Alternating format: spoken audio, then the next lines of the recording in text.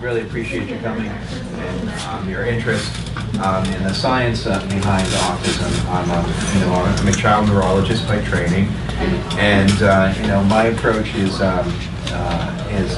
more to try and define what the science is, so we can really figure out what's going on with a lot of kids with autism. Figure out the subsets and the best treatment. I think the treatment is what's important ultimately, what we want to find out. So I'm going to talk a little bit about the science and a little bit about some treatments, some exciting treatments that are really cutting-edge treatments, some clinical trials that we have going on, and talking a little bit about my vision for the center at PCH so we can serve more kiddos with autism.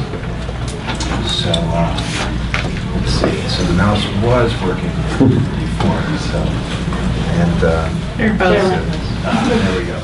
Okay, so we'll talk a little bit about the history of autism. It's kind of interesting. She had to do the slides. Yeah, I guess it was working for a little bit. Okay, the neck back. Can you go back one? There we go. Oh, forward, up. Okay. Let me see. No, it's not working. But anyway, so autism is an interesting disorder. Its roots are somewhat still debated and talked about. Really, the first is really the beginning of the century in the 1900s that the terms or descriptions of what we now know as autism today was really made, although I don't think that people realized it at that time and didn't apply it as we do apply it today.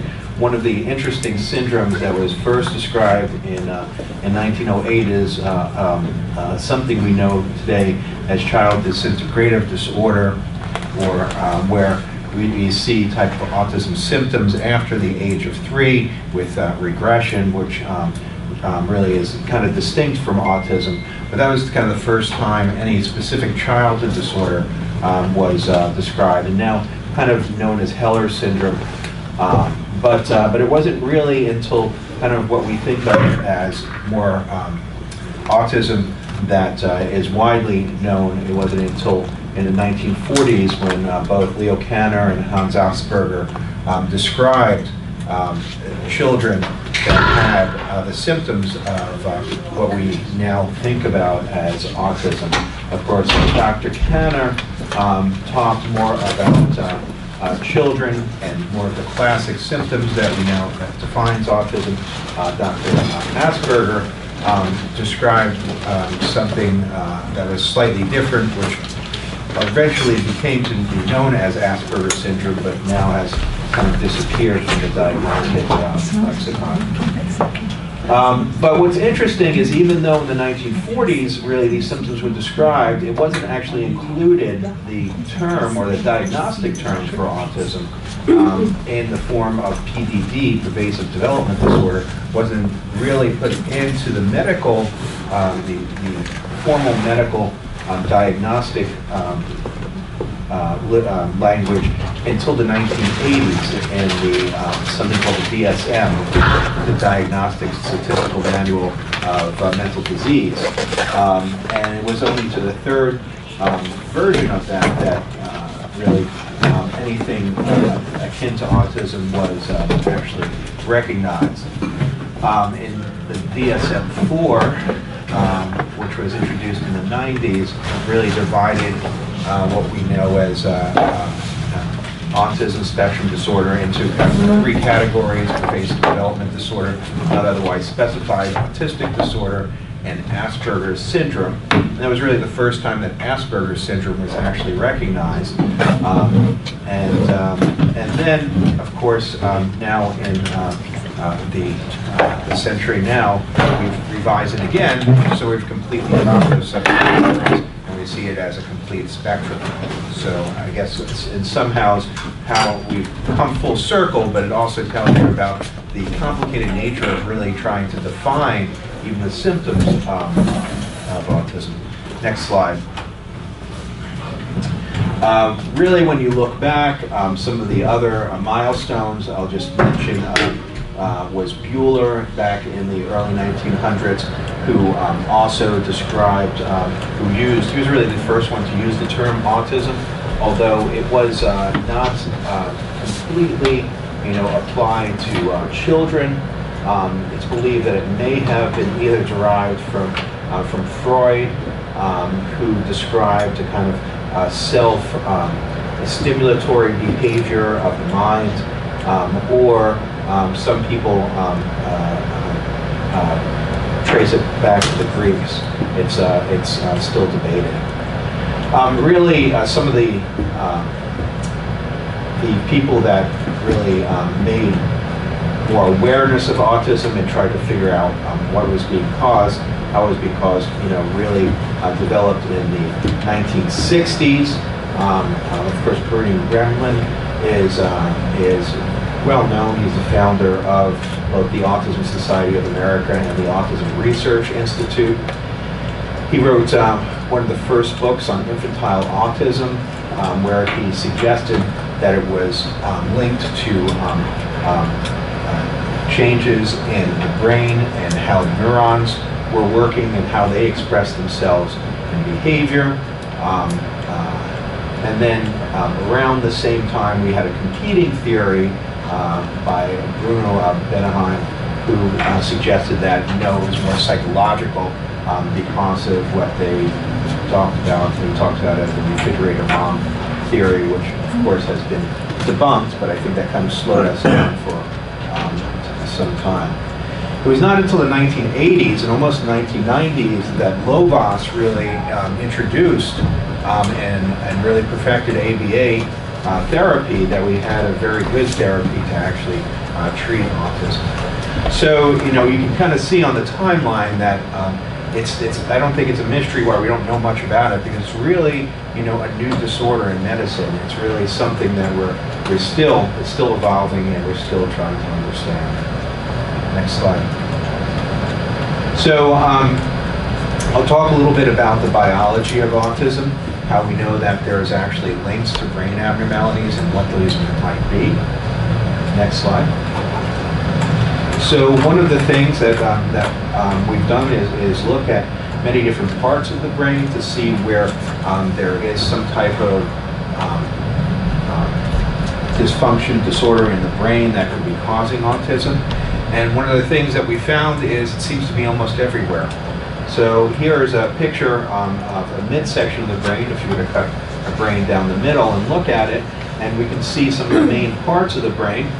From the top of the brain, the cerebral cortex, which is where you kind of do your thinking. We think of it where consciousness is, and we know that there's abnormalities in the cortical layer. We know that as we go down deeper into the brain, into the basal ganglia, which controls movements, there's abnormalities that we found down into the hippocampus, which is very important for memory. We know that there's abnormalities that have been found in the amygdala. We know that the amygdala, there's evidence that it actually develops differently. Amygdala is very important for fear response and for emotional regulation and behavior. So that's very important. And some of the first abnormalities were actually seen very low down in the brain, in parts of the brainstem and the cerebellum, which control movement and regulate some of your very vital body structures. So what we found is that it's very different. What we see in autism is very different than a lot of other neurological diseases, where you can say the problem's here and the problem's there. It seems to be something that involves many parts of the brain in kind of a systems level change, and that's what makes it very difficult to understand and treat. Next slide. So some of the first evidence that the brain was actually involved in autism was studies that looked at growth of the brain. Next slide. So one of the early studies was very interesting, and what they noticed is when they looked at the head size of children with autism, they noticed that if you plotted the head size over the first year, on a normal curve. And here's a normal curve. You see the 50% line, and then the upper bounds, the 90th percentile and the 10th percentile. Many times in neurologic disease, we always worry about the head and the brain not growing enough. But what was actually found is that for children with autistic disorder, I believe in this study, that their brain size, or the head size, started out at about average, about the 50th percentile, but that over the first year, their brain and head actually got larger. So that was kind of an unexpected finding, because we had never really seen that before, except in things where, you know, there was too much pressure on the brain and such that were very obvious. It's also an interesting story in kind of what we would term experimental design, or, you know, how to actually look at patients and data, because one of the other things that was happening at the same time is people were doing studies using MRIs to look at brain structure of individuals with autism. And they did all these, very sophisticated MRIs, and for a long time they said, well, there's nothing here. You know, that it seemed to be a wash. The brain seemed to be the same size and structure as typically developing children. And then somebody said, well, what if we take age into account? Because what was happening is some people would get adults, some people would get adolescents, some people would get young children, and they averaged them all together. And then what they did is somebody writes it, well, wait a second, what if I look at all the differences between the typically developing brain and individuals with autism, their brain, compare them, but I look at how that changes with age. And when they did that, if you look at this graph, it's kind of interesting. It's percent difference from typically developing.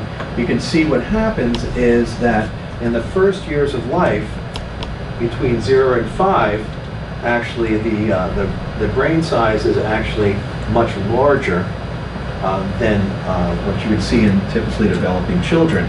But then it actually comes down to be equal in size, which seems a little bit odd. So what does that mean? Well, one of the things that it seems to suggest is that the brain is growing very fast, faster than typical at first, but then it stops growing earlier, so that the typically developing individual, their brain growth then matches that of the individual with autism, because the individual with autism, their brain has actually ceased that growth earlier on. And we know that we're finding out that that may have some implications for early onset adult abnormalities, as far as, you know, how the brain will react, if there will be earlier onset of cognitive decline and such, because it may be, most of us, our brains grow and develop up until about 30s or 40s actually, and then we hit a peak and we get to the other side of the hill. It seems like that in individuals with autism, this may actually happen earlier. So it tells us, one, that the brain has developed in a completely different way, and two, there may be some different dynamics where, you know, the brain may not be growing and changing later on in life, like many typically developing individuals. Next slide. So this was a very nice study that asked, well, if the head size is bigger, where is the change in the brain volume? And in this study, they actually looked at the intracranial volume, the cerebral volume, that is the volume of the brain, and then what we call the exaaxial fluid. And that is the fluid that's between the skull and the brain. Next slide. And what they found is that you don't have to be a neuroradiologist or a specialist to see where the difference is. That at 9 months, so they took children that were high risk for autism, and they scanned them and then followed them for several years to find out if they developed autism or not. And at 9 months, when they went back and looked at the scans, they found that, and this is an example, that individuals with autism at 9 months, this extra-axial fluid, which you see here in the white, which surrounds the brain, is actually much larger in the individuals with autism than the typically developing individuals. And it's pretty obvious, you can see right on the scan by seeing more of the white around there. Next slide. What they found when they also looked at just children with run-of-the-mill developmental delays, they found that this was very specific for autism as compared to other children with developmental delays that didn't develop autism, that it seemed to actually get increase over time from the 6 to 9 month point to the 1 year point to the 2 year point. And what they also found is that this amount of exaaxial fluid was actually correlated with the severity of autism. Next slide. So that's kind of some interesting data on actually brain growth and how it may be very different in children with autism. One of the other themes that gets down to how some of these circuits in the brain work is related to what we call the excitatory inhibitory balance. And that is that neurons in your brain work by either being excited or being not so excited, being inhibited. So a lot of times when your brain wants to do something, the neurons get excited and they fire their what we call their action potentials, and something happens, but then they have to calm down too. So it's this balance between becoming excited and being not so excited. And that's very important in the brain, of course, because if the brain is too excited, it can't do anything because it's always in this excited state. And that seems to be a theme in autism, that the brain seems to be overexcited. And we'll talk a little bit about how we know that. Next slide. So one of the, early on, one of the things that was found is that in the cortex, that part of the brain that is on the top where we do a lot of our thinking, that regulates a lot of our behavior, we know that that cortex is divided into these things called minicolumns. It's very well organized. And these are very organized columns of cells. And they're organized in that way because we have a really big cell in the middle that gets really excited. And then there's all these other cells on the outside, all these other neurons that calm it down. It says, okay, that's enough. You can calm down now. And so it's organized in this way so that when that big neuron in the middle gets excited, the other ones feed back on it and say, okay, it's time to calm down now. And so the organization and circuitry, which you see over here, I won't go into all the cells and such, but it's in a very specific way. The cells that calm things down are called GABAergic neurons, which is going to be important when we talk about that in a minute. Next slide. So what we found, what was found by and two prominent scientists, Dr. Courchain, who's at UCSD, and Dr. Casanova, who is now in South Carolina, is when they actually looked at the brain, the cortex of individuals that had autism, they found that these columns were very different. And you can see on the bottom what, in a typically developing individual, what these columns look like. You can see that they're widely spaced apart. You see a lot of the white, and you can see that you can almost see each individual column in that magnification out there on the right. When you look up at the brain of somebody with autism, you can see that these columns are very squished together. They're not very organized, and they're not put together as nicely as that in the typically developing individual. And one of the reasons why that is, when they looked down deeper, was that these GABAergic neurons, these inhibitory neurons, were missing. These inhibitory neurons that are supposed to calm things down seemed to be missing. And so because they were missing, everything was kind of squished together because they didn't have that organization. Next slide.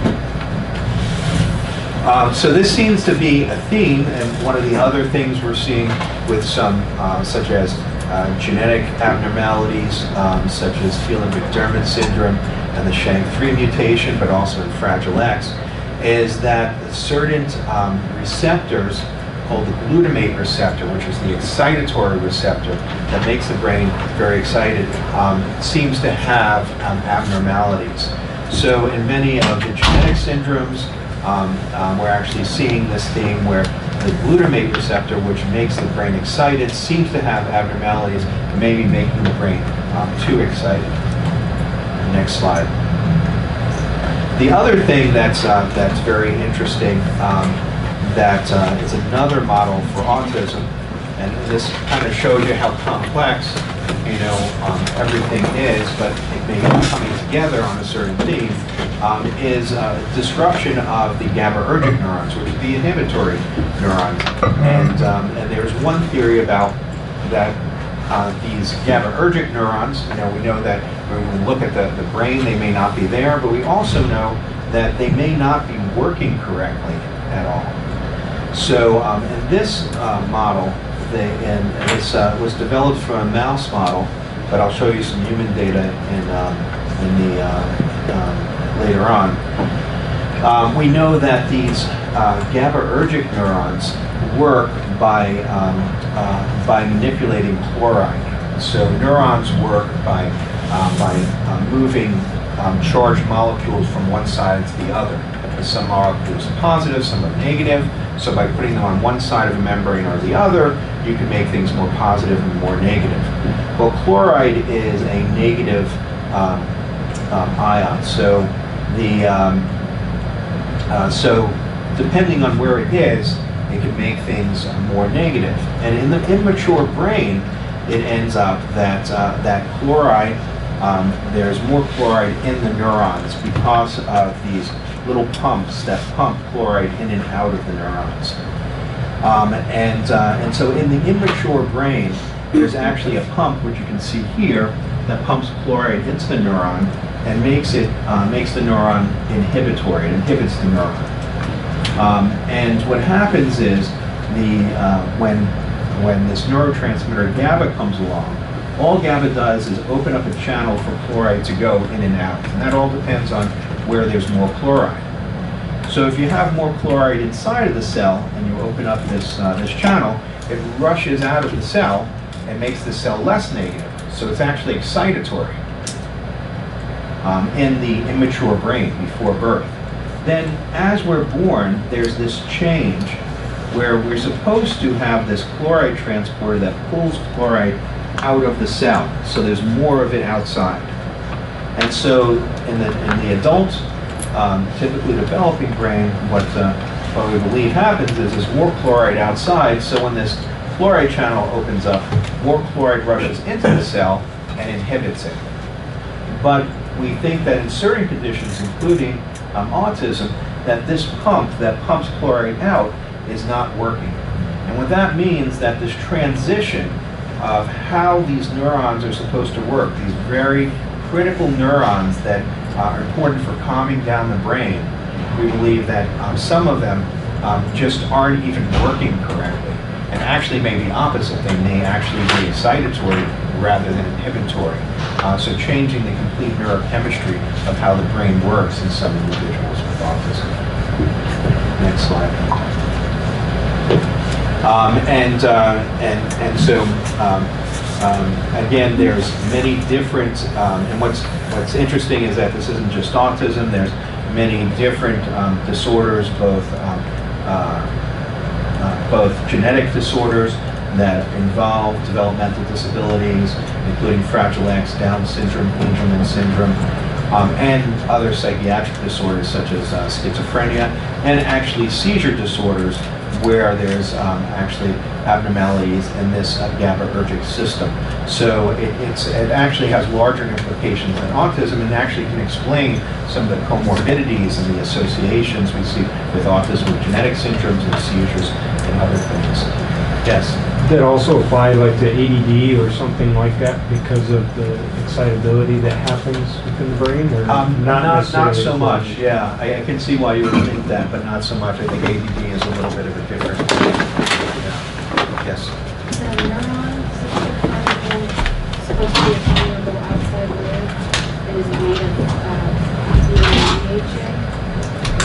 So you're thinking of the myelin. So the so yeah. Because I was just thinking it sounded like decreased permeability, because we know omega-3 and omega-6. I was just curious. Yeah. Probably not. Yeah. So that would be a different aspect of neurons. So this is more of where the neurons become excited and inhibited. So more now. Those are important. So some of the fatty acids seem to be important in regulatory and regulation of some of these, and I don't want to say that it isn't, but probably more of where that is working is in what we call the myelin.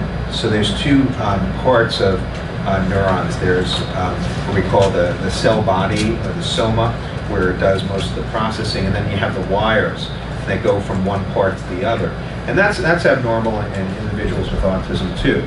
And in those wires that's where the coating, the myelin, that goes around the neurons, that allows the signals to go for long periods of time. That's where those fatty acids are really, really important. Sure. Next slide. So, and we'll talk a little bit about myelin here and the connectivity of the brain. Next slide. So, and this is a little bit about, so you led into that very well. So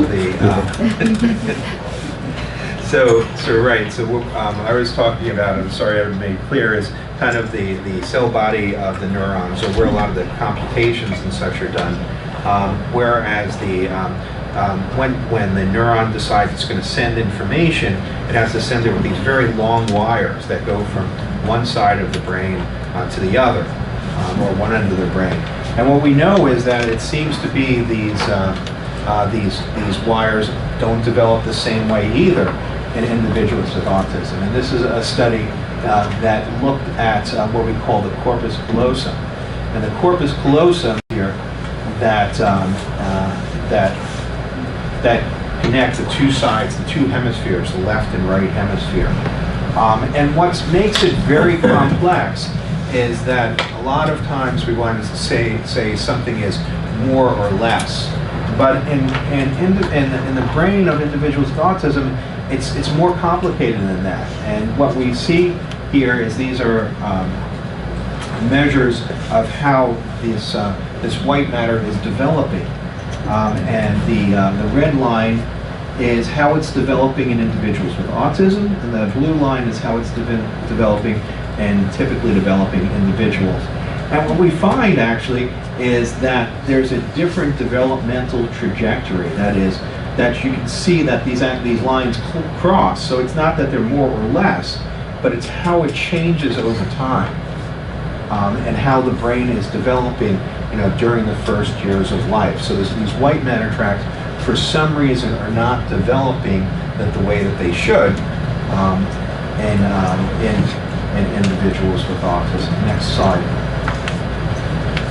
We can also look at something called functional connectivity. So what I showed you was some graphs of how physically we can look at measures of how those wires, the integrity of those wires, that is what we would think of the insulation on those wires, and how physically how insulation is developing. But we can also look at functionally how different parts of the brain are connected. And we also know, and in this study, they this is from what we call functional MRI, where we actually have somebody do some type of task, and we watch to see where their brain becomes activated. And in this study, versus the control group and the group of individuals with autism, when they did a social type of task, they could find that many of these critical areas, it wasn't so much that they were more or less activated, which you can see from the red. There's a little bit less activation in the group of individuals with autism. You can just see that because there's less red on this picture of the brain. But what they did is they saw how are these different areas of the brain working together. And that's what this graph over here to the right is. That measures how are these different areas working together. And you can see that the participants with autism, which are the black dots, are lower when we look at how these different areas are actually working together than the typically developing individuals. So it's not only that the wires don't have the same integrity, but it seems that what we call functional connectivity, how these different areas of the brain are working together, is not the same. Next slide, please. Next slide. We also do see that that parts of the brain, the way that they are activated and the things that they're activated to are very different. So this is another example of how complex really understanding autism is. In this study, they looked at the brain and they looked at what we call functional activation, how much the brain is activated to certain things. And there's this very important area called the STS, which you see over here on the right side of the brain, so the superior temporal sulcus.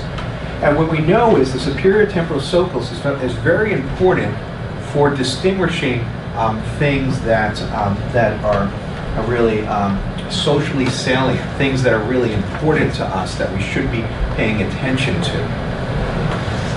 And what's interesting here is in this study, what they did is they had the person look at pictures of moving objects.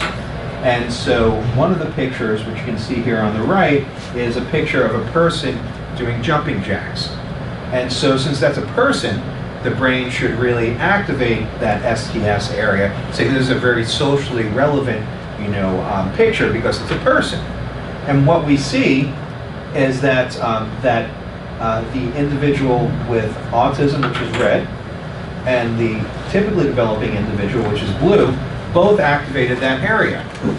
So you'd say, oh, well, that means that the individual with autism is actually recognizing this as a socially relevant stimulus. What's the problem?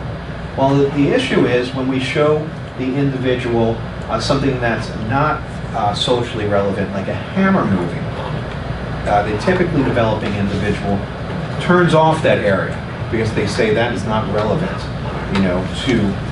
to me socially. But the individual with autism, which you can see in the red, that's on top of that picture, continues to activate that area, just like it's the same as a person. So it's not that the parts of the brain aren't activated, but sometimes they're activated too much to the wrong things. Next slide, yeah. So, kind of everything you covered up to here leads me to believe that maybe the synaptic pruning is also occurring earlier. Are you seeing that as well? Well, it's actually, we believe, it's not clear, but it's believe it's a lack of synaptic pruning. Okay. So that is a theme is that one of the reasons that the brain may be bigger is that there's a lack of synaptic pruning actually early on, and so that's one of the theories.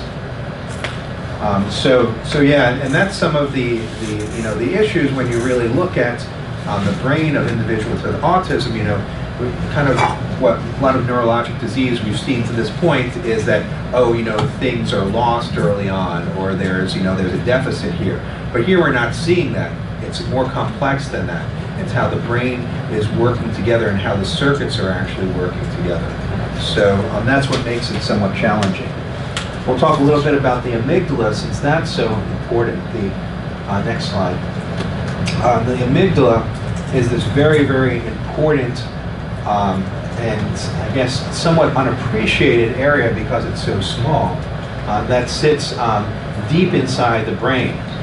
And we're learning more and more about it, about how it actually controls the brain and controls what we call the cortex. That's part of the brain that we think of as where we do our thinking and where we're conscious. The amygdala is very important for learning, but it's also important for emotional stimuli. It's important for fear. It's important for autonomic regulation.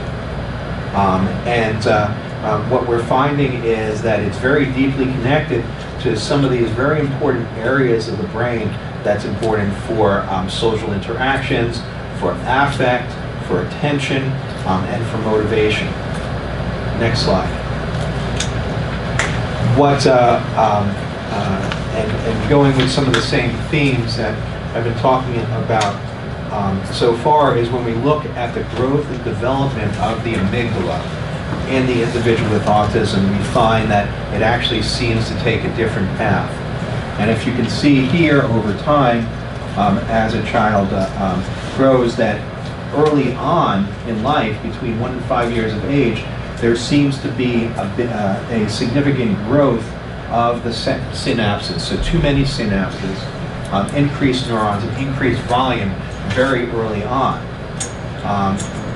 Much higher than what we see in the typically developing individual. But then what happens is that whereas the typically developing individual, the amygdala and the number of neurons and how the synapses and how they're connected seems to develop over time into your 30s and 40s, we find that that growth and development of the amygdala starts very quickly early on in childhood and then stops. So there seems to be an actually different path of the way the amygdala is actually is developing very early on in childhood. Next slide. And the amygdala has these connections which are very important. Some of them that we're very interested in is how the amygdala is actually connected to what we call the autonomic nervous system. And the autonomic nervous system is very important for regulating your heart rate, your blood pressure, and your fear response. That is your fight or flight response. And what we believe is that the amygdala, because of the way that it develops, it may be turned on sometimes to very small stimuli that usually a typically developing child can understand and cope with. Instead, in a child with autism, what we see is that it activates this autonomic nervous system, raises the blood pressure, makes the heart rate go up, and turns on this fight or flight response, which then causes abnormal behavior, outbursts, aggression, sometimes. So that's one of the parts of the brain that we think is very responsible for some of these behaviors that we see in children with autism. It can look like anxiety also. Next slide.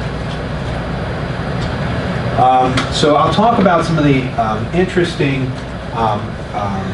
what seems to be biomarkers or some of the interesting neurological abnormalities that we think that we can pick up early on in life. There's a lot of research to look at this as an early marker of autism, particularly early visual attention. Next slide. So this is research that is really headed up and pioneered by Ami Klim, who is at Emory right now, and at the Marcus Center. And what they found is that when they took individuals, when they took infants, some of them that developed autism and some of them that didn't, and they showed them what they call a point light animation, which you see on the right here. I don't have the movie, but if we were to play the movie, there's these little point lights here, and you can see that it looks like a little person, the head on the top, the arms on the side, and the legs on the bottom. And when it moves, it jumps up and down, and it looks like a person jumping up and down. And so an infant becomes very interested in that because it looks like a person. However, when you turn it upside down, it doesn't so much look like a person. And maybe to me and you might be able to say, oh, it's just an upside down, jumping person. But to an infant, to typically developing infants, they don't recognize that because it just looks so strange, doesn't look like a person, that they don't really spend a lot of time looking at it.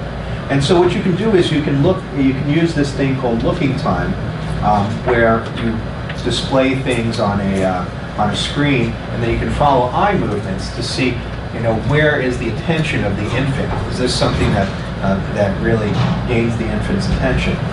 And what they found is that at 15 months of age, that typically developing infants, they would be very engaged with this thing that looks like a person jumping up and down, but not so much when this was upside down or inverted. And we can see this as a looking time down here. but that those kiddos that went on to develop autism, which you see down here, seem to not differentiate between the two. Both of those just look like some type of dancing lights, which they didn't have any preference for looking at. So at 15 months, they were able to find that some of these very socially relevant stimuli were not being differentiated from unsocially relevant stimuli in individuals that were going to develop autism. Next slide. The other real interesting thing that came out of this research was where children with autism look. And so for typically developing infants at about 15 months of age, when they see a film of a familiar caregiver, they will look them in the eyes. And you can see that as the yellow mark right there in the middle. You can see they're looking right at the middle of their nose, near their eyes. Whereas at 15 months, those that go on to develop autism will actually look at the mouth instead of the eyes. Next slide. And what Ami was able to do recently is they actually followed kiddos from very early on in life, from 2 months in life. And what they found is that those that went on to develop autism actually very early in life would look at the eyes about the same percentage of time as the typically developing individuals, but that by about 5 or 6 months of life, they would actually lose that preference and no longer want to look at the eyes. So this is being used and being researched as possibly an early biomarker to actually pick up children that might develop autism so we can intervene early. Next slide. So there's many abnormalities in autism that are outside of the brain. Next slide. We know that there's lots of comorbid conditions, including psychiatric conditions, attention, hyperactivity attention deficit disorder. There's different types of motor impairments, a lot of them being coordination issues, sleep abnormalities, intellectual disability, epilepsy, and GI abnormalities. All are very prominent in children with autism. Next slide. We know that there's all of these, including immune dysfunction, also seem to be related in many ways. They seem to overlap, and this tells you about how complicated autism is, and that it doesn't just affect the brain; it affects many parts of the body. Next slide, please. So one of the big topics that people talk about more and more are the fact that the immune system may be involved in autism. Next slide. And this goes back, for quite some time, and some early studies actually found that individuals with autism, if they look back into their family history, they actually find that there's many of what we call autoimmune disease, where the actual immune system turns on the body and causes disease. Things like ulcerative colitis and types of thyroid abnormalities. Next slide. And the other another piece of evidence is that we know that genetic studies have shown that the immune system and its propensity to have certain genetic predispositions, what we call the HLA antigens, which seem to set us up for autoimmune disease, seems to be associated with autism. That is, that certain patterns of these HLA antigens, which are associated with autoimmune disease, seem to be associated with autism too. Next slide. But really, the big study that really solidified the fact that the immune system may be involved in autism was published by Carlos Pardo and Andrew Zimmerman at the Kennedy Krieger Institute at Johns Hopkins. And in this study, they took individuals that had died from other causes and did autopsies on their brain of individuals with autism and then control individuals, and looked for whether there is any signs of immune activation. Again, some of this data was very obvious. You don't have to be a histologist or pathologist to see the differences. This is a picture of what we call the cerebellum, a very important part of the brain in the back that's important for coordination. When they looked at it under the microscope in the typically developing individual, you can see all the neurons here, all the little cell bodies in the neurons were very well lined up, and you can see how sharp this border is. You can see how tightly the neurons are put together and aligned. When they looked at the individual with autism, you can see that, well, there's a lot of them missing. There's a lot of empty space in here, and they're not so much aligned very well and organized. And then they took what we call a stain, that is something that will light up if there's any inflammation or signs of inflammation in the brain. And they put that on this part of the brain to say, well, is this because of inflammation? And what they actually found right here, you can see with all these black markers, is that there were signs that there was inflammation causing these abnormalities in the cerebellum of the brain. And then they went down and looked in a lot of detail in a very high resolution microscope, and actually found that some of the what we call the astrocytes, which are the supportive cells, were actually reactive and inflamed, and that there was actually microglia, or immune cells that are specific to the nervous system, which were actually in these areas as if there was inflammation for some reason. Next slide. What they also did is they measured these things called cytokines. And cytokines are inflammatory messengers from the immune system. And what they found is that there were specific cytokines that were elevated. So inflammatory mediators were seen to be elevated in the brains of the individuals that had autism as compared to the ones that did not have autism. Next slide. And then what they did is they said, well, we found these inflammatory markers. Why don't we see if other people with autism may have these same inflammatory markers? So other individuals with autism that were living, they did something called lumbar puncture to get cerebral spinal fluid. And when they looked at their cerebral spinal fluid, which surrounds the brain, and they measured these inflammatory mediators, they found out that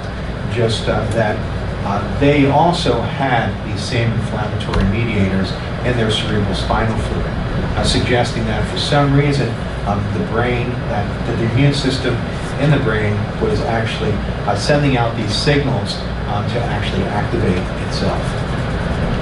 Next slide. And then there was this study which was really very compelling, where they took a mouse model of something called Rett syndrome, which is not exactly autism, but it has autistic features. It's a neurodegenerative disorder that presents as autism.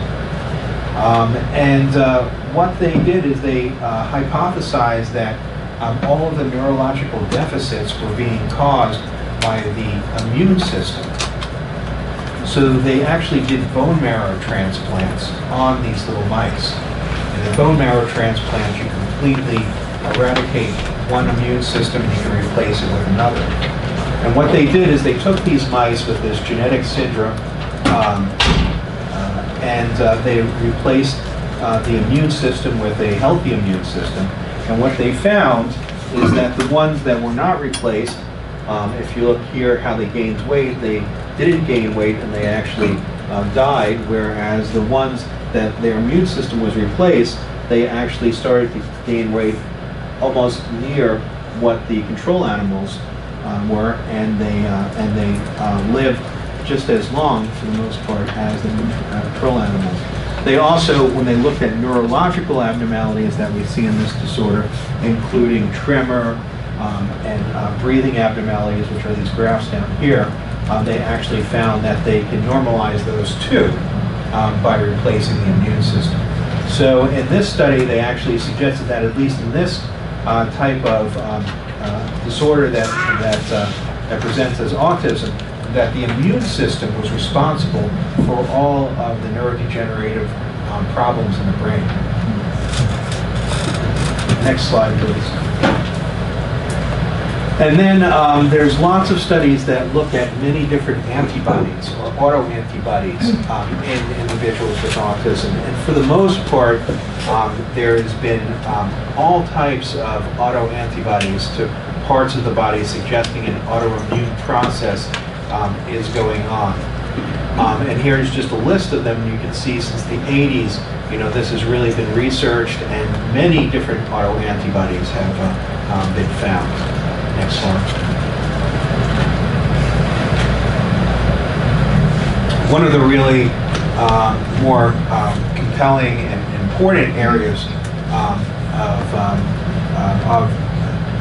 autoimmunity and its etiology in autism are these things called maternal autoantibodies. So the group at the Mind Institute at UC Davis has identified, which they believe up to 20% of women that have children with autism may actually have autoantibodies or have antibodies to fetal brain tissue, so that during gestation, while the child is developing, that there's actually an autoimmune process that interrupts the way the brain has developed. And they've identified, they've been doing this work now for about 20 years, and at first they just identified some general proteins, and now they've actually found many of the targets of these antibodies that they believe are occurring, and they're quite diverse, from actually the formation of what we call the neurotube very early on, to actual neurogenesis when the neurons are developing, to actually disturbing the way that the neurons work when they are developed. Next slide. Yeah. So folic acid is there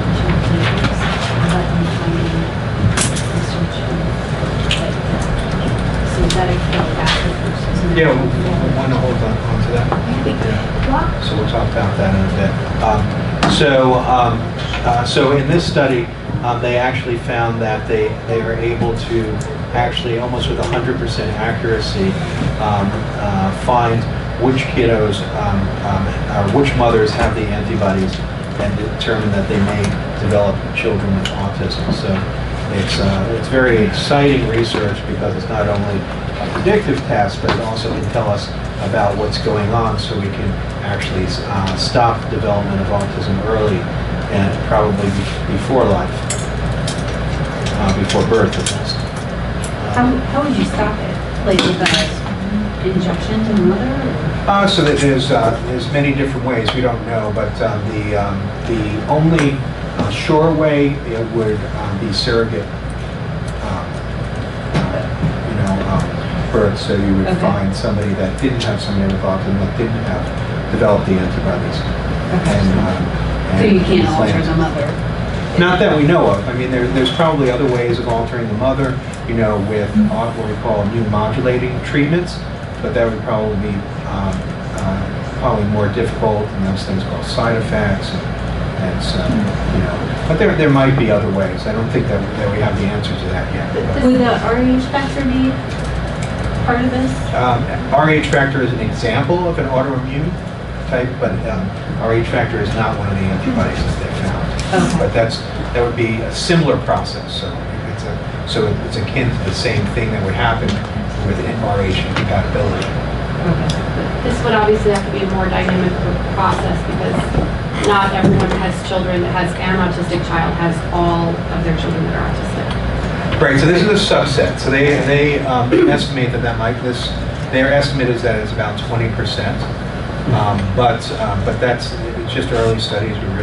We don't know. So yeah, so this is not everybody, but it seems to be at least a what I would say significant subset that we may have identified.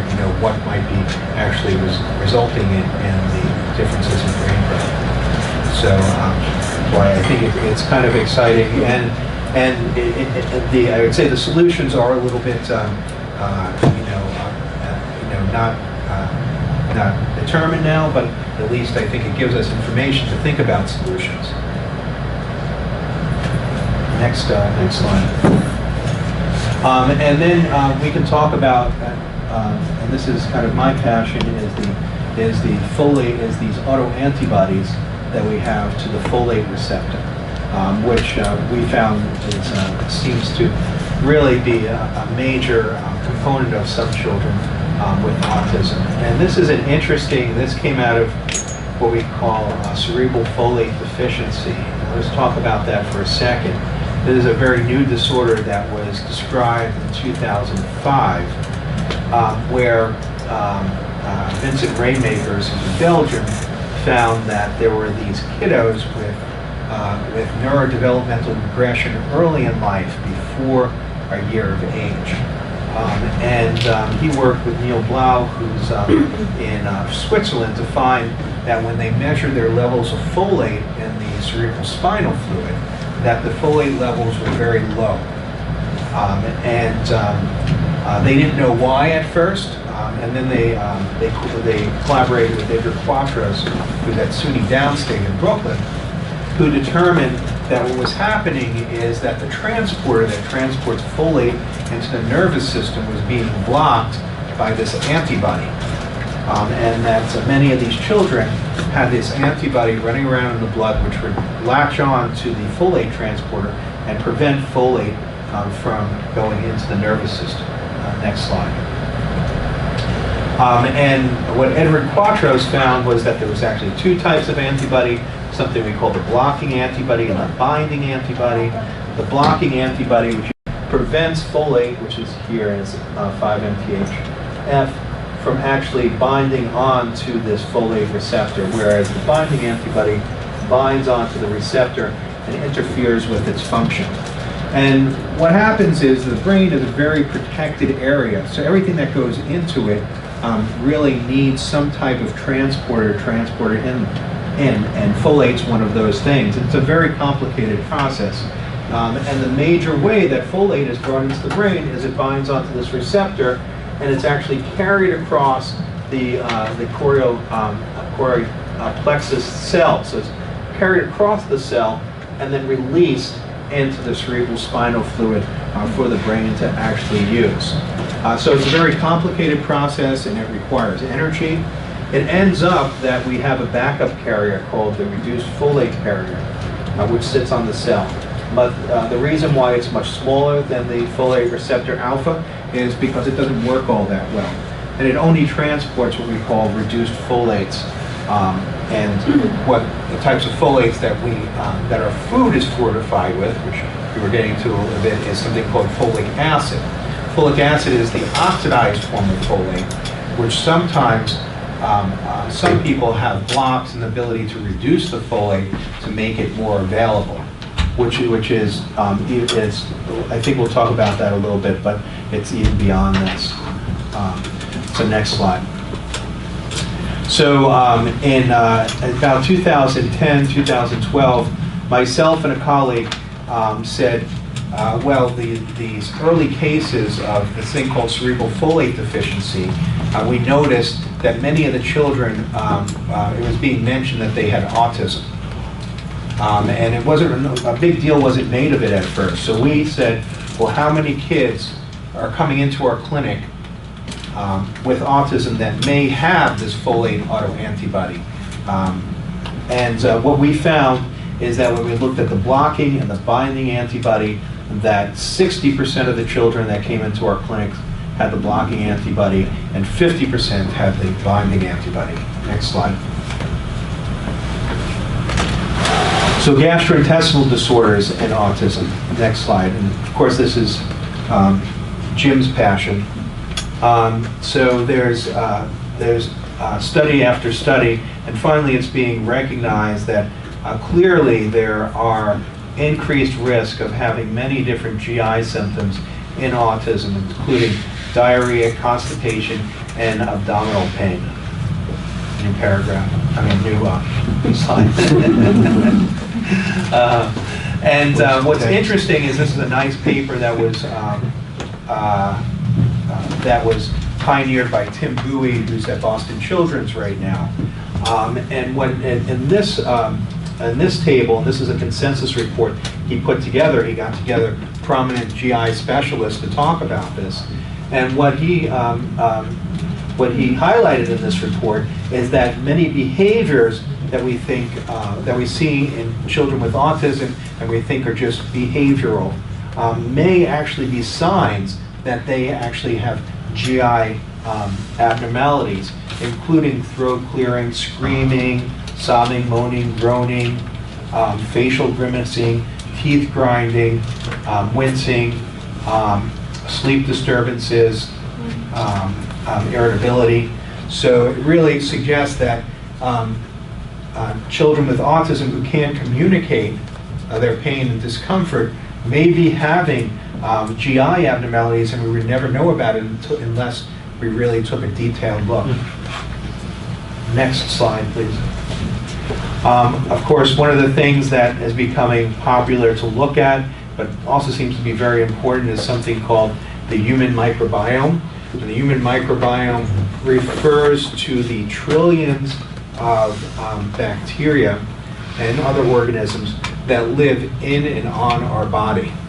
So one of the things that we're learning is that in our gut, we have 10 times more bacteria cells than we have cells in our body. So you can actually think that actually the bacteria outnumber us. So really we may just be,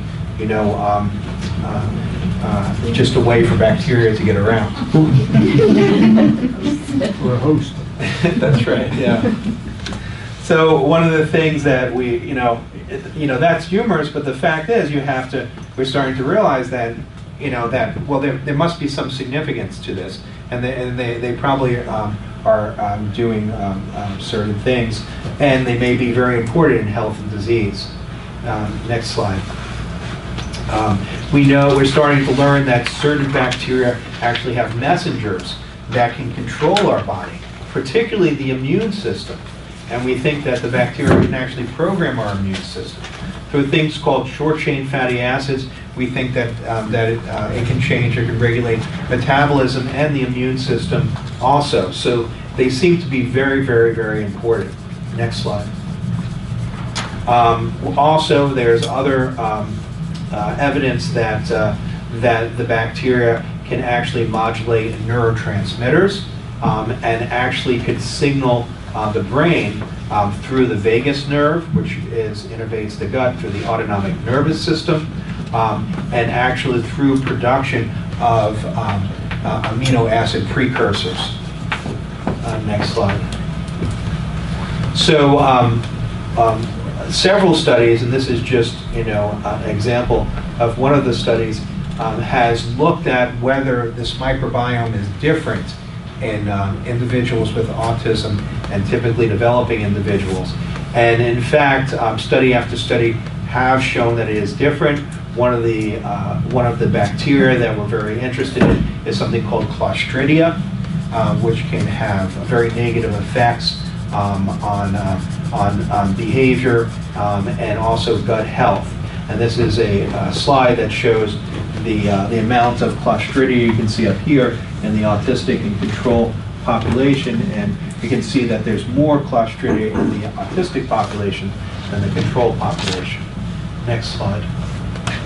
What's really interesting in this study, and this was a small study done as a collaboration between the guys at Harvard and Columbia, they looked at the percent Clostridia, but they actually broke up the group of individuals with autism to those that developed GI symptoms after they were diagnosed with autism, and those in which the GI symptoms preceded their diagnosis of autism.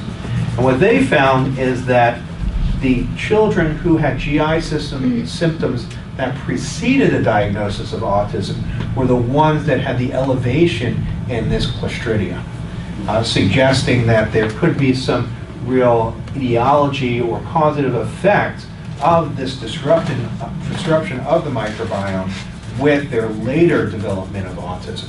Whereas the ones that developed autism first and have GI symptoms, that may be secondary to their developmental disability. Next slide. And we'll talk a little bit about the metabolic abnormalities associated with autism. Next slide. We know that there's many different metabolic abnormalities, and this is just a list of the many different things that we found that have been disrupted in autism. Next slide. One of the areas in metabolism that we're very interested in is something called the mitochondria. The mitochondria is the powerhouse of the cell. You have anywhere from hundreds to tens of thousands of mitochondria in each cell. It's a very complex, what we call organelle or small organ inside the cell. Next slide. And mitochondrial disease is really interesting because, like autism, it's something that really has been recognized very early, only recently. That is, really the first mitochondrial diseases were described in 1988 in 2 papers that were published in Nature and Science. So it's really a new area of disease in medicine. Next slide.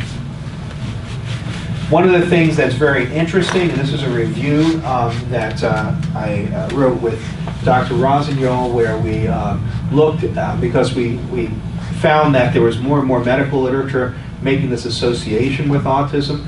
So we did something called a systematic review, where we took every published paper we could find in the literature, and we asked, is there some type of theme here from all of these papers? Is there evidence that this is actually pointing to mitochondrial problems in autism? And we found 2 very interesting things. We found a number of interesting things, but 2 things that we found is that the studies that have looked at what we call classically defined mitochondrial disease, which is a very narrow definition, found that 5% of children with autism had mitochondrial disease, which is a gigantic number because mitochondrial diseases are thought to be extremely rare.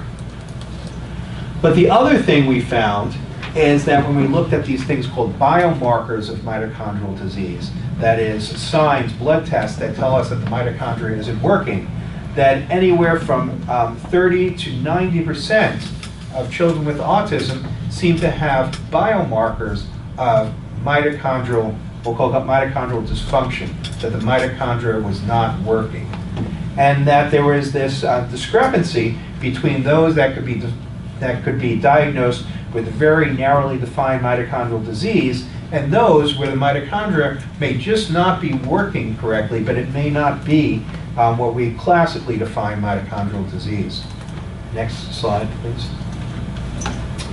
We found that those with mitochondrial disease had some symptoms that were more prevalent than we see in the general autistic population.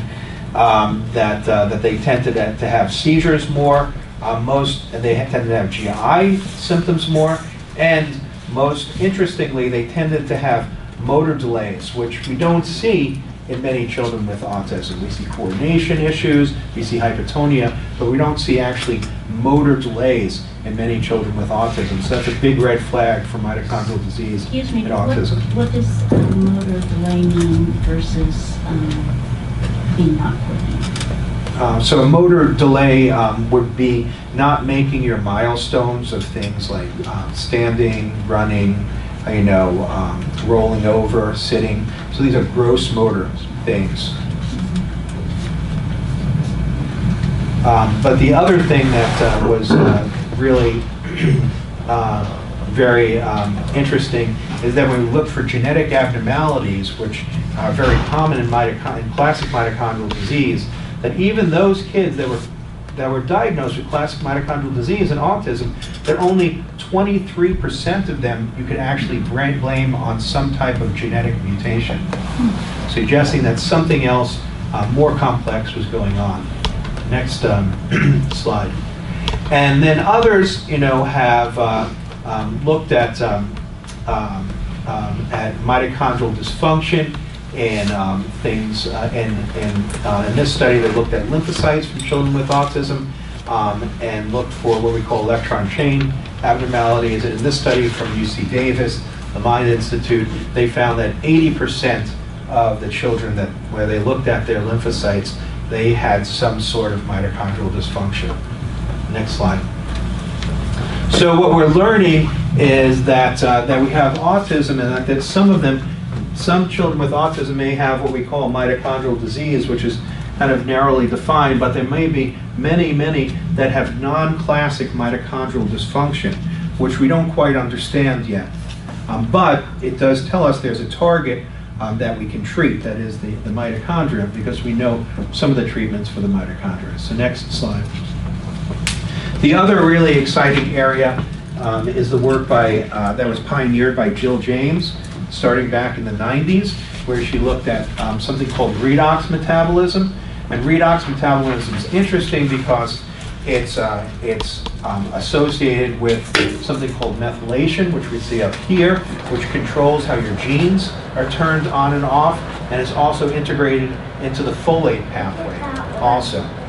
The other thing that's very important that we know about this pathway is that we think we know how to treat abnormalities, particularly using B12, which as you can see is right in the middle here, and folate, which I'll talk about in a bit.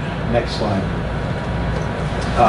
She found, and this is 2006, she published this paper suggesting that these markers actually really suggested that there was this subtype or endophenotype of children with autism that had these redox abnormalities and oxidative stress. Next slide. And this is just a slide that shows that it's not just Jill James, that many other people have confirmed that these abnormalities exist. So many different labs all over the world have actually confirmed this. Next slide. And what's really exciting is some work that Jill and ourselves are doing in coordination with Jürgen Hans at Rosalina Polytechnic Institute in New York, where he's actually taken these biomarkers and is developing possibly a diagnostic test for autism. Next slide. And in this study, where he took some of Jill's older data, he actually showed that he could differentiate those controls in individuals with autism with about a 97% accuracy. Next slide. So treatment. Next slide. So of course we know that the first line of treatment is behavioral treatment. So we always get children into behavioral therapy and into educational therapies. Next slide. Which are just listed on this slide. Next slide. Sorry, I'm going to go a little bit faster because we're running out of time. And we'll talk about some of the cutting edge treatments for core symptoms of autism based on some of the science that I've talked about. And of course I want to make sure that we know these are not FDA approved treatments yet. They're promising treatments. So don't try this at home. So next slide. There's some interesting treatments for these imbalances in the cortical, excitatory, inhibitory imbalance with in autism. Next slide. Some of the treatments that have been investigated seem to are modulating what we call the glutamate receptors, that is the excitatory receptors. Next slide. And there's many different molecules that have been developed, have been tested in certain clinical trials, and are ongoing. These are mostly developed by certain drug companies, including Roche and Novartis. Next slide. One of the ones that's more promising is something called Memantine or Namenda, which is a medication that's used in Alzheimer's disease. So we know about its safety. It's been around a really long time. And we know that some children with autism respond very well to this. And this blocks the excitatory effect of glutamate on something called the NMDA receptor. Next slide. We know that other treatments for that help with Alzheimer's disease also can be helpful. Mementin, in a systematic review that I did with Dr. Rosignol, we found that overall, if you look at the literature, there's what we call greater recommendation B that supports its use in autism. Next slide. Next slide. There's other promising agents. On the other side of it, there's something called R-baclofen. So baclofen is an important medication that turns on the GABAergic receptors, so increases the inhibition in the brain. We know that baclofen itself, though, which is used for spasticity, can cause tiredness. So there is a molecule that's been developed called R-baclofen, which takes away some of the side effects. And that has been shown in the Fragile X mouse to be helpful, and may be helpful in Fragile X and maybe autism. Next slide. And this is one study, a randomized control study in adults with Fragile X that showed some promising results. Next slide. And then in an open label study, R-baclofen seemed to help with certain symptoms of autism spectrum disorders. Next slide. And then in a randomized phase 2 controlled study, the R-baclofen was used, and it showed promising results, but it didn't actually reach significance as they wanted in the trial. Next slide. So one of the reasons, which is kind of interesting when we go back to talking about these GABAergic neurons and how they may not be working in individuals with autism, may explain why the R-baclofen may not work in some individuals, because what we know is that these GABAergic neurons, because of their chloride currents and the way that they pump chloride in and out of the cell, they may not even be inhibitory in some individuals with autism. So how do we fix that? Is there a way of fixing that? And there's a very promising treatment using a diuretic called Bumex or bumetanide, which actually rebalances these pumps in the neurons, and actually can rebalance the chloride currents inside the GABAergic neurons, so it can actually get them to actually work as they should and be inhibitory. Next slide. And this is a study on the scientists that have been working on bumetanide. And this is a nice double-blind, placebo-controlled, multi-center trial where they used Bumex, and they looked at change in something called the CARS, which is a global index of the change in autism symptoms. And what we can see is that the CARS score decreased in this trial with the blue lines. The blue lines are those that received the drug, and the orange lines are those that received the placebo. And in this graph, I like this graph because it's pretty obvious that the individuals that had a decrease in CARS score were almost exclusively those that received the drug, and the ones that received placebo kind of are around 0.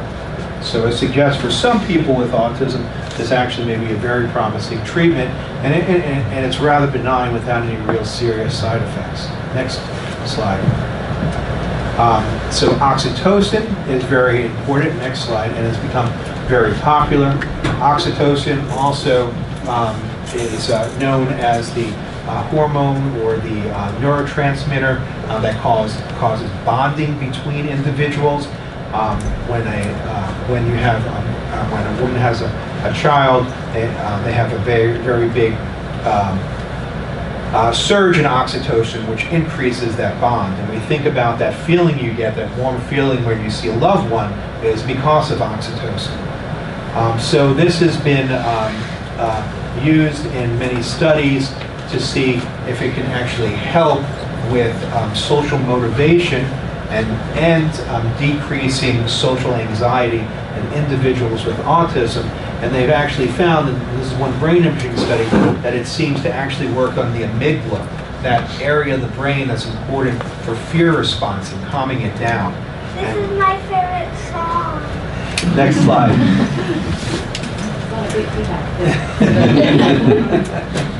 And so this is just a graph of maybe how it works. It reduces social anxiety and increases actually social motivation or liking or wanting to actually engage with others. Next slide.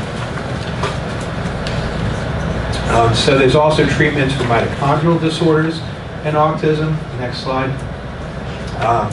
And we won't go, next slide, we won't go into this.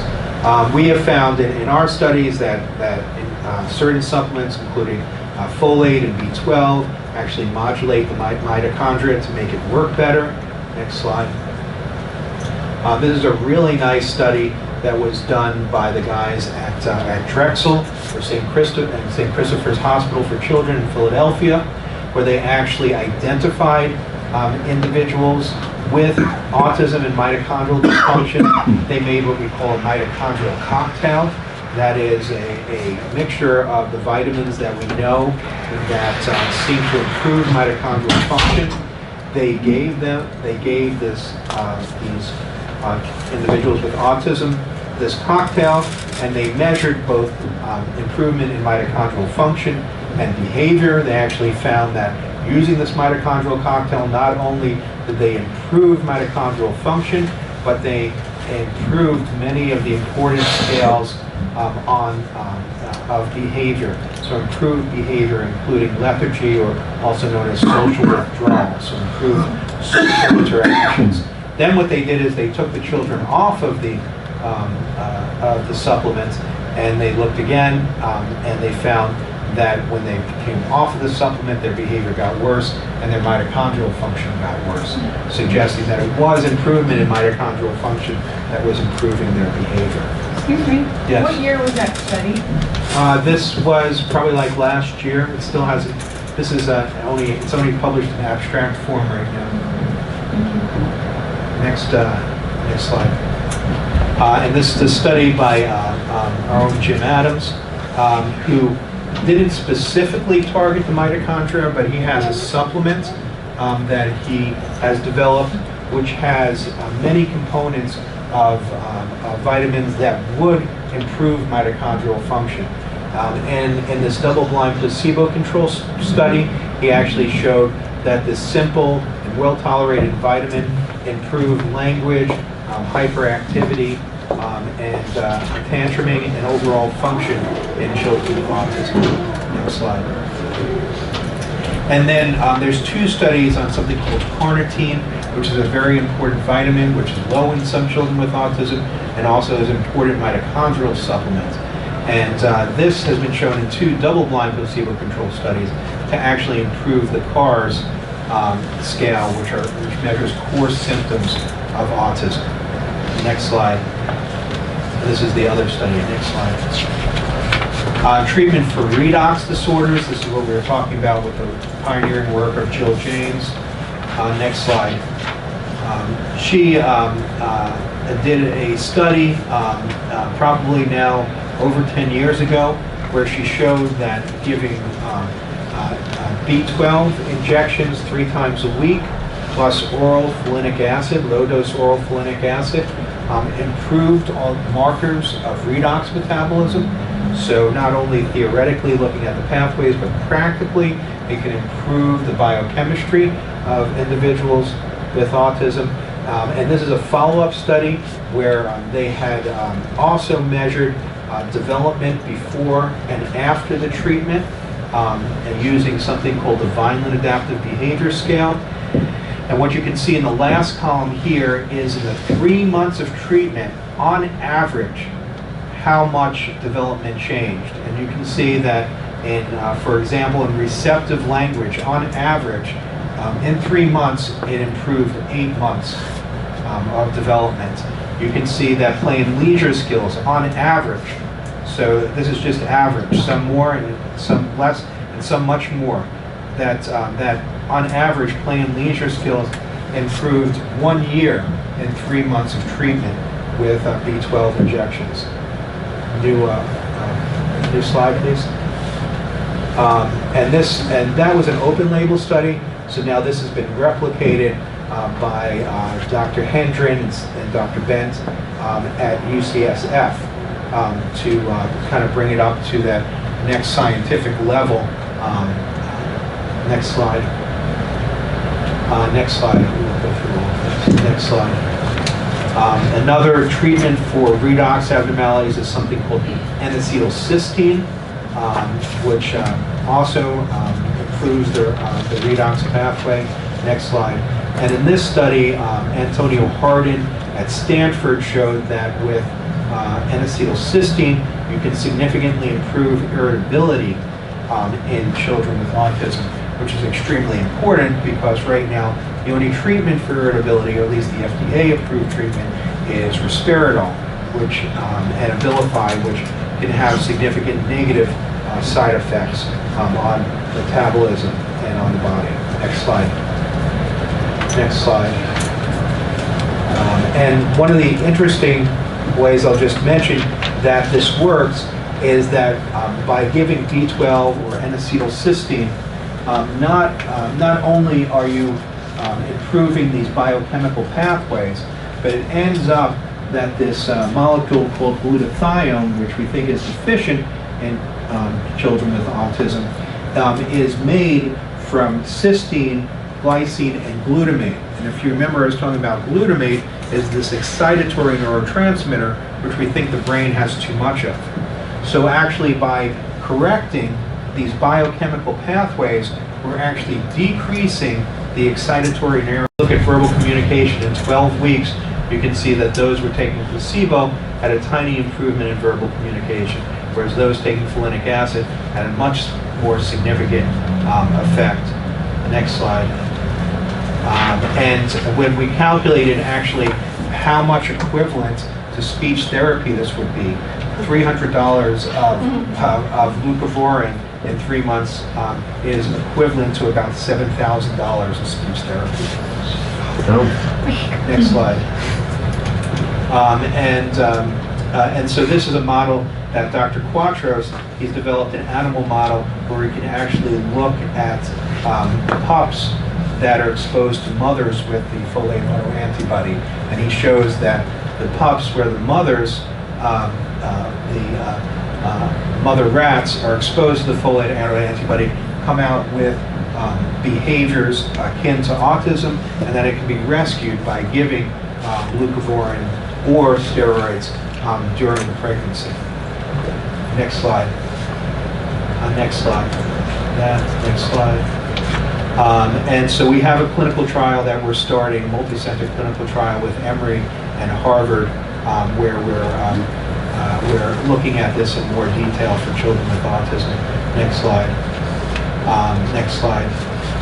And treatment with microbiome. And I can't go without talking about Jim's study. So next slide. So this is a really famous study by Elizabeth So at Caltech, who showed, next slide, that in this mouse model where you can induce autism in the children by causing inflammation in the mother, that she was actually able to reverse those symptoms. Next slide, I think it's on. No, well, I'll tell you what that one. She was able to reverse those symptoms by giving a specific probiotic to the mice.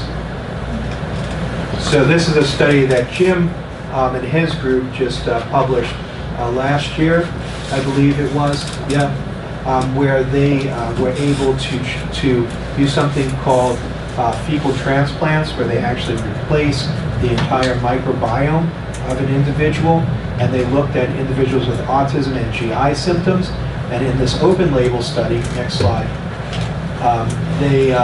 next slide, what they showed is that not only did symptoms of GI distress, which is the GSRS, improve, but the other scales that showed symptoms of autism, including the CARS, SRS, ABC, and PGI-3, all improved with this treatment. So it was not only the GI symptoms, but the symptoms of autism improved. Next slide. And we have a clinical trial which we're doing with ASU, with Jim Adams, where we're now doing this, we're taking it to the next step and doing the double-blind placebo-controlled trial to improve the science, and prove that this treatment can improve symptoms of autism with people with autism and adults. Next slide. And so we're, as I mentioned, starting an autism center at Phoenix Children's Hospital. Next slide. And this, what we're trying to do very at the outset is to differentiate individuals with autism from those with developmental delays, learning disabilities, things like ADHD, so we can get them to the right place initially and get them first and foremost, get them the right diagnosis. Next slide. And and for children with autism, we're designing a multi-specialty clinic so that when children are diagnosed, that they can come in and that they'll be evaluated by a psychometrician who will do some objective tests to document their level of development and language. They'll be seen by core services, including neurology, developmental medicine, genetics, gastroenterology, sleep medicine, and other services that are needed. Also have other services like rehab, social work, and psychology be involved, so we can kind of get a one-stop shop and a comprehensive evaluation of a child, particularly right after diagnosis, to understand what that child's needs are, because every child is different, and we believe that each one of them should have a comprehensive evaluation to see what needs to be evaluated and what we can do to improve their lives. Next slide. And this is also part of a bigger center which will include clinical trials, basic research, our clinical program, but also outreach programs and medical education. Next slide. And so with that, I thank you for your attention. I'm sorry I went over, but I appreciate it. What age range are you guys seeing in that center? Is it limited to birth to 5 or? It isn't. I personally see children of all ages. Okay. Yeah.